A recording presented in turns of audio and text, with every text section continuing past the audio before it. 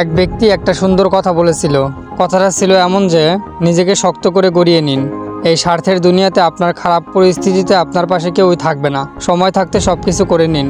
আমি আপনাকে এটাই বোঝাতে চাইছি যে আপনার জন্য আপনি ছাড়া কেউ নাই।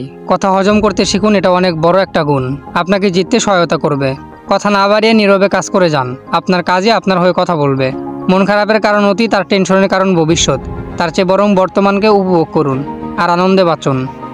ঠকতে ঠকতে সোজা সরল ভালো মানুষটাও বুঝে যায় কে তাকে সত্যিকারে ভালোবাসে আর কে তাকে নিঃস্বার্থে ব্যবহার করে। আপনার সামনে যিনি আপনার প্রশংসা আর অন্যের সমালোচনা করেন, একটু পরেই তিনি অন্যের কাছে আপনাকে নিয়ে একই কাজ করবেন। পরম সমালোচনাকারী হচ্ছে যিনি প্রতিনিয়ত আপনাকে আশীর্বাদ করেন একজন সফল মানুষ হয়ে ওঠার জন্য। সমালোকেরা নিঃসন্দেহে আপনার ভালো বন্ধু। বিনা পয়সায় ভুল ধরিয়ে দিতে তারা সর্বদা তৈরি থাকেন। তাদের কখনোই অবহেলা করবেন না। আপনি বরং বিনয়ী হন, মানুষকে সম্মান করুন ও গুরুত্ব দিন। তাহলে দেখবেন সব কিছু বহুগুণ হয়ে আপনার কাছেই ফিরে আসতেছে। কেউ যদি আমার সমালোচনা করে আমি খুবই খুশি হই, কারণ আমি বুঝতে পারি যে আমি সঠিক পথে আছি। আপনার কাজ বা কথা নিয়ে কেউ যদি কোনো মন্তব্য না করে, তার মানে আপনি সঠিক জায়গায় পৌঁছাতে পারেননি। মানুষের জনপ্রিয়তার মাত্রা নির্গত হওয়া উচিত তার শত্রু ও সমালোচকের সংখ্যার ভিত্তিতে। জিততে হলে কখনো কখনো হারতে হয়। আজকের হারই হয়তো আপনার ভবিষ্যতে বড় বিজয় এনে দেবে। কখনো বোকার সাথে তর্কে জড়াবেন না, এটা সময়ের অপচয়।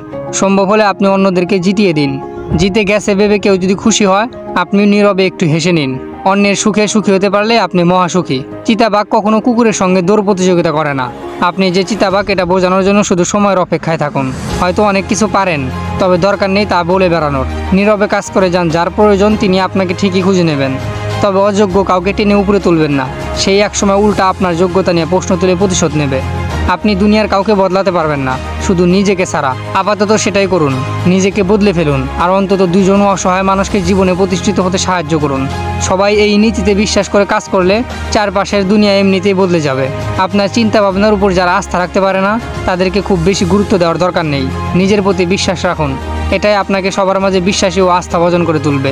জীবনের পরীক্ষায় অনেকেই হেরে যান, কারণ তারা অন্যকে কপি করার চেষ্টা করেন, কিন্তু তাদের আসলে জানা নেই প্রত্যেকের প্রশ্নপত্রটাই আলাদা। কোথায় জন্মাইছেন সেটা আপনার নিয়তি, কোথায় পৌঁছাবেন সেটা আপনার কর্মফল। আজ থেকে ঠিক 999 দিন পর আপনার অবস্থান কোথায় হবে সব কিছু নির্ভর করেছে এখন কাদের সঙ্গে মিশছেন আর কি বই পড়ছেন তার উপর।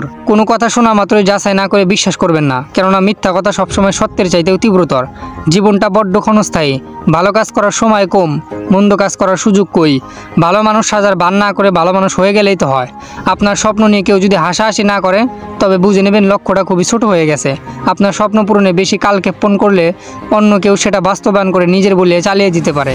তবে যে স্বপ্ন বাস্তবায়নের শুরুতে অন্যের সহযোগিতা নিতে হয়, অর্থাৎ নিজে এগিয়ে নিতে পারেন না, সেই স্বপ্ন দেখবেন না।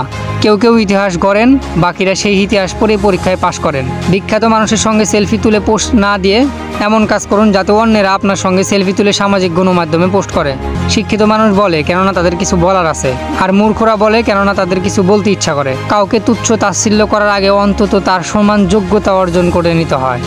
যে কাজের জন্য বিবেক প্রশ্নবিদ্ধ করে, সে কাজ থেকে বিরত থাকাটাই ভালো। যা কিছু পেয়েছেন তার জন্য শুকরিয়া আদায় করুন, ধৈর্য ধারণ করুন, ভবিষ্যতে আরও ভালো দিন আসবে। প্রত্যাশা ও প্রাপ্তির মাঝে যে সমন্বয় ঘটাতে পারে সেই প্রকৃত সুখী। মস্তিষ্ক কখনো অলস সময় কাটাতে পারে না। মজার ব্যাপার হলো, আপনি যখনই আগের চিন্তা ডাউনলোড করে ফেলবেন, অর্থাৎ কাগজ কলম নিয়ে লিখে ফেলবেন এবং কাজ প্রয়োগ করবেন, মস্তিষ্ক কেবলমাত্র তখনই নতুন কিছু ভাবার সুযোগ পায়। নয়তো আগের চিন্তাটাই মাথার মধ্যে ঘুরপাক খেতে থাকে। কোনো একটা চিন্তা কাজে পরিণত না করে মাথায় নিয়ে বসে থাকলে নতুন চিন্তা মাথায় আসে না এবং ঢোকার জায়গা পায় না। কোনো পরিকল্পনাই গ্রহণযোগ্য নয় যতক্ষণ না সেটি বাস্তবায়িত হচ্ছে। তাই মাথায় যত বুদ্ধি আসে যত দ্রুত সম্ভব কাজে লাগান। হয় লাভবান হবেন, নইলে অভিজ্ঞতা হবে। অর্জন হিসাবে কোনোটাই মন্দ নয়। পৃথিবীতে এমন কোনো কাজই নেই যা করলে জীবন ব্যর্থ হয়। জীবন এত বড় ব্যাপার যে একে ব্যর্থ করা খুবই কঠিন। যারা কোনো কালেই কিছু করবে না, তারাই কেবল বলে অসম্ভব। এ জগতে মানুষের কাছে অসম্ভব বলে কিছু নেই এবং থাকতেও পারে না। মানুষ চাইলে সব কিছুই করতে পারে। এই পৃথিবীতে অসম্ভব বলে যদি কিছু থাকে, সেটা আছে কেবল মূর্খ ও অলসদের অভিধানে।